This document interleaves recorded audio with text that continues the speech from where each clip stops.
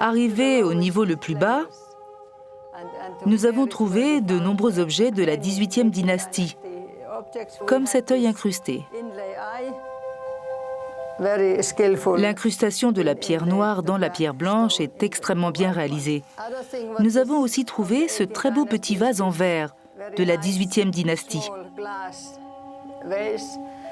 Il a été restauré, il était en morceaux. On ne trouve pas ça dans toutes les sépultures. Le verre était un matériau très nouveau à l'époque. Nous avons également retrouvé, très endommagés, des morceaux de ce vase canope. Nous avons trouvé 2 bouchons de vase canope en forme de têtes humaines. Ces têtes qui servent à boucher les vases canopes sont 2 des exemplaires les mieux conservés de cette époque. Elles datent environ du début du règne d'Amenhotep III.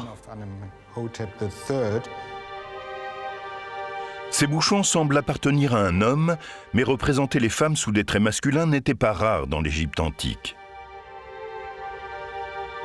Puis, émergeant des décombres, les archéologues trouvent enfin une momie datant de la XVIIIe dynastie.